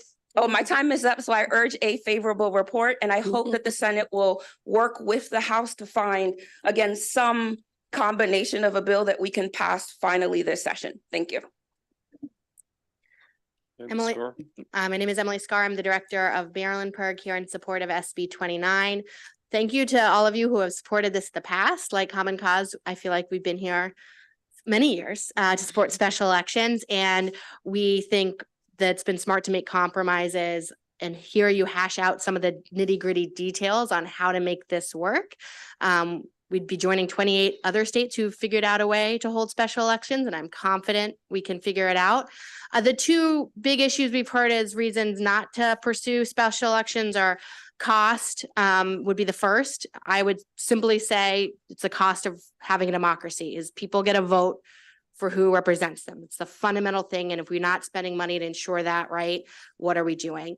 But that being said, there's been a number of compromises to address some of the cost concerns around doing mail-in voting or having the mid-year special election. The second is around equity, with arguments that special elections have somehow increased access to run for office for women and minorities, young people, folks who have less access to wealth in winning election. That's a valid concern. I don't know if there's evidence to it being a fix to that. Joanne and I have spent the rest of our time over the last 10 years working to open up access to run for office through small donor public financing. So we'd be eager to push that over the finish line for state legislative offices like we've done for counties or across the state. So with that, I would just urge a favorable report, some solution this year, so we can go on and take on other issues in the future.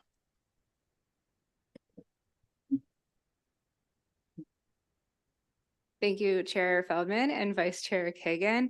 I would like to extend gratitude for the whole committee for me bringing the youngest league member here. Just for the record, and the last time, I'm Nikki Tyree, the Executive Director for the League of Women Voters of Maryland. I think just like Joanne and Emily said, the league has shown up for this bill time and time again, and I cannot stress how important we find special elections to be. This bill in particular gets us so much closer to our milestone of enfranchising voters. If you remember, we talked about how unaffiliated voters were not affiliating with party because they felt apathetic to the two-party system. Things like appointments, and as my colleagues went into the stats of that, is what feeds into that. They need to be able to vote for those who elect them, and this bill would get them that much closer to doing it. We understand the cost is also a factor, and as Senator Kagan said, we would really urge you to not put a price tag on voter enfranchisement and democracy. Thank you. Okay. Well, I did have one question. It was mentioned, Virginia was mentioned with special elections over there. So cost, issue has come up. The other thing that's always come up with me with Virginia is my friends over there tell me that the turnout rates for a special election for delegate in Fairfax or something is abysmally low. Like people just aren't that, unfortunately, that jazzed up necessarily to turn out for a delegate race in the middle of whenever that special election is. Do we have data? And I don't know if that's actually true or it's just anecdotal. Do we have data? And I'm thinking Virginia because they're right over the river from my district. What kind of turnout numbers do we have? I do not have data in front of me regarding Virginia. What I will say is that the two previous election cycles, Maryland we've had no choice but to use mail-in voting. And I think what 2020 showed us specifically was that it had the potential to overwhelmingly increase turnout here in Maryland. I think Baltimore City had the highest turnout that it had had, and I want to say it's well over 2 decades. And a lot of that has to do with the convenience of mail-in voting. It's a lot more accessible. And I think in this process, being able to, again, notify the voter that a special election is going to take place, and then us sending a ballot to them directly at home, it provides us with a better chance of turning out more voters than just holding an in-person special election for a few days. So I don't have the stats, but we've seen here in Maryland that mail-in voting does work. And I think it'll work in this process too. I think we have mail-in, Rockville, and we've got some other, we've got data even more local. I would just think from a state legislative standpoint, what kind of turnout. Okay, let's open it up. Any questions for the Vice Chair Kagan? Yeah, Yes. I don't want to ask questions. Thank you all for your passion for democracy. But Mr. Chairman, I was going to offer that in the city of Rockville, when they shifted to all mail, that sending everybody a mail ballot turnout about doubled. Starting at a low level, frankly, but still it doubled. Okay, any additional questions for the panel or for Vice Chair Kagan for that matter? Okay, seeing none, that concludes the bill hearing on Senate Bill 29. And, we just had our head of our State Board of Elections, Chair Damaris, just walked in. I know that hate to do this. I know you walked in 3 seconds ago, but we do have 2 bills that come from the State Department of Election. Are you prepared to come up and jam them out? We've got 2 bills, and are you?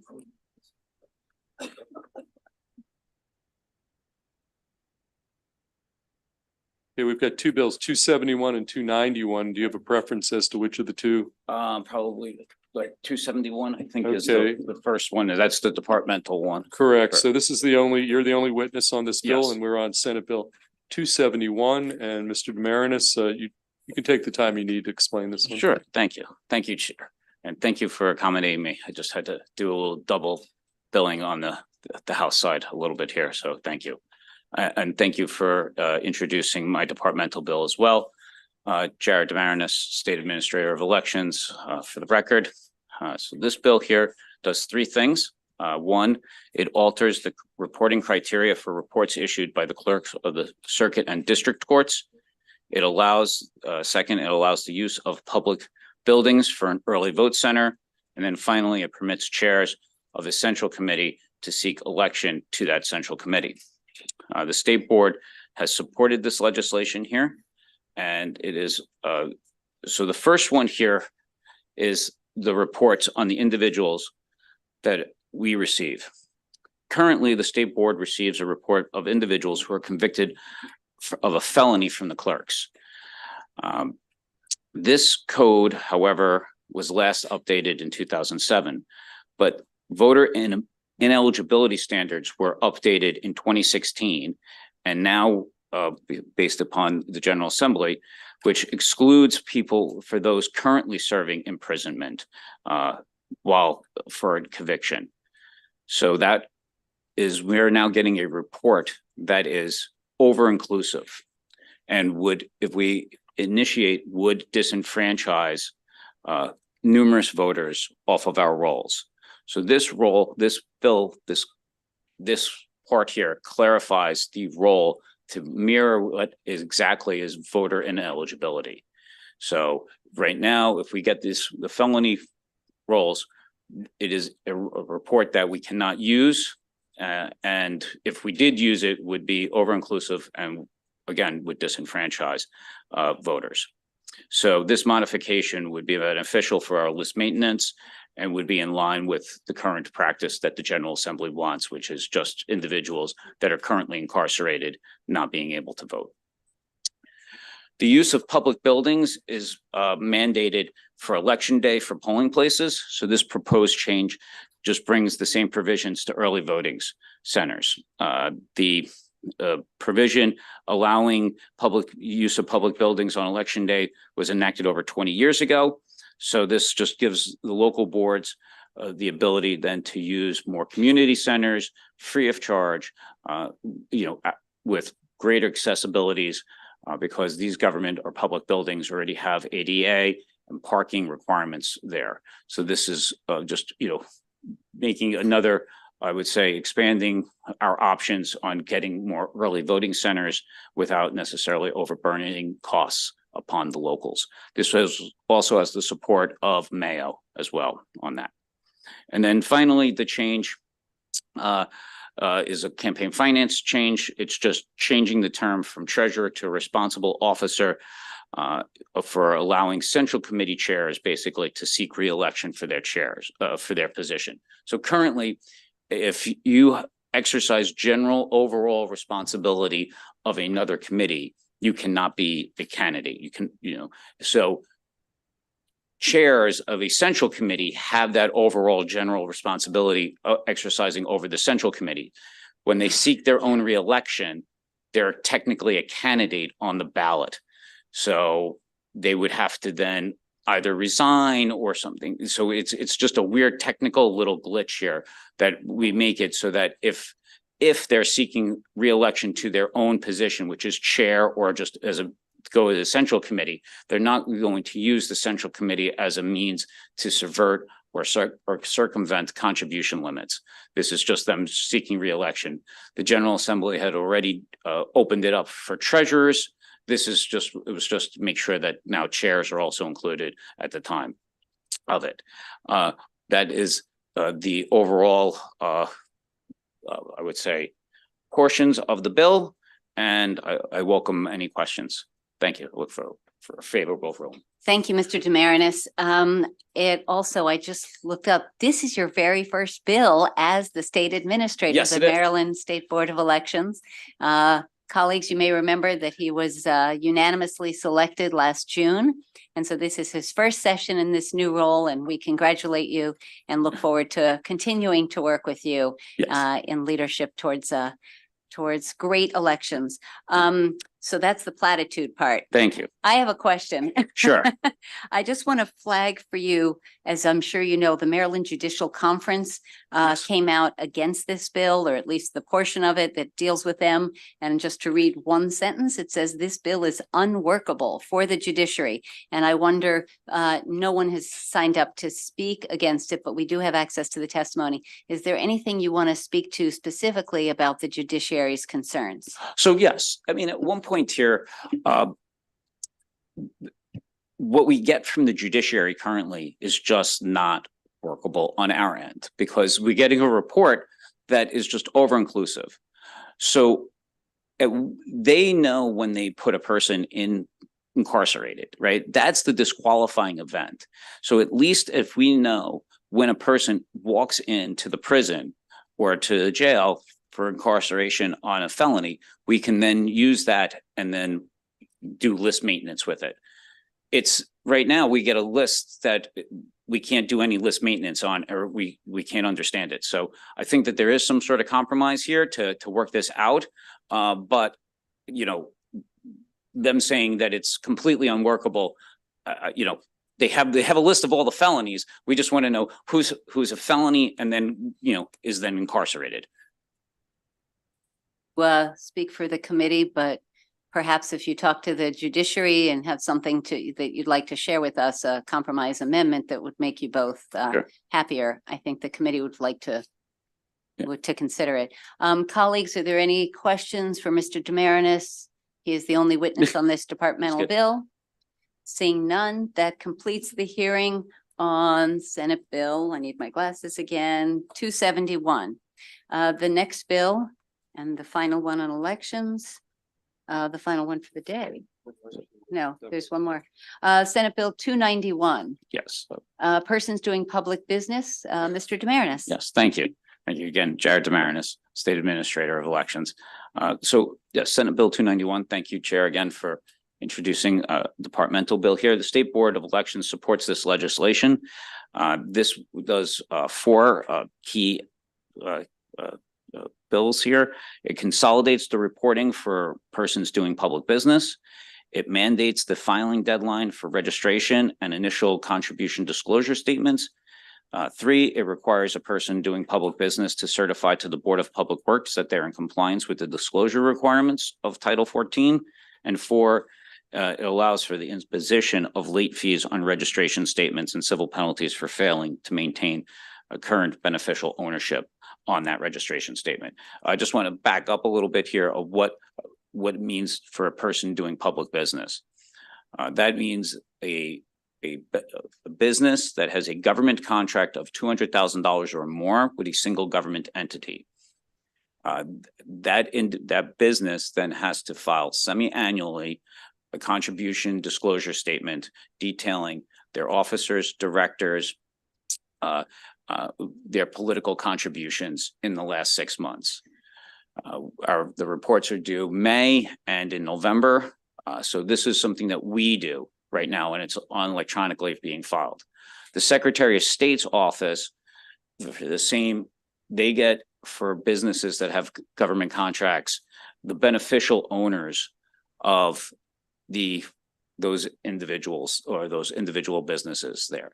So this basically is just consolidating those two filings for it, so that when a business that has a contract of $200,000 or more, they will not just only list who they give money to, but then they would also list their beneficial owners, which is already publicly disclosed at the Secretary of State.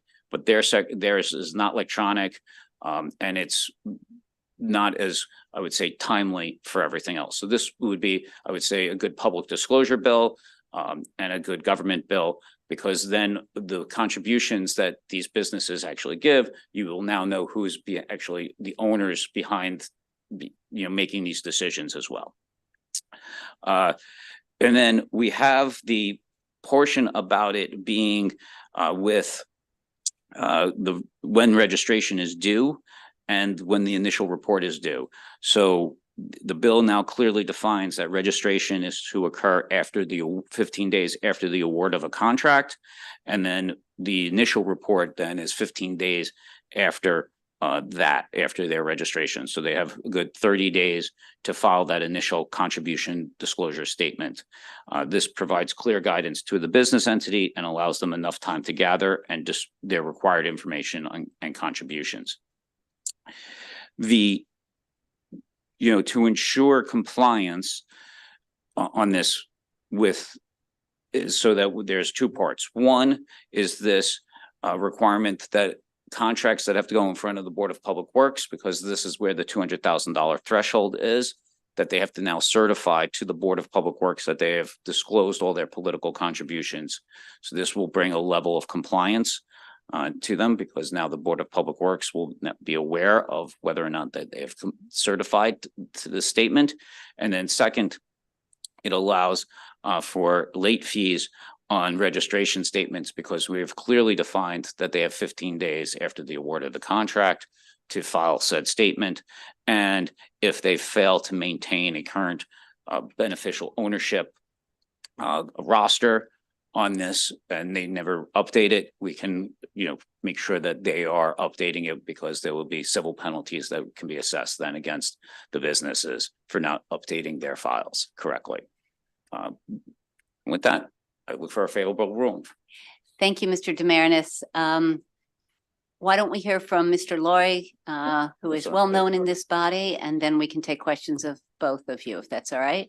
Welcome, Mr. Laurie, representing our Secretary of State. Thank you so much, Madam Vice Chair, Mr. Chairman.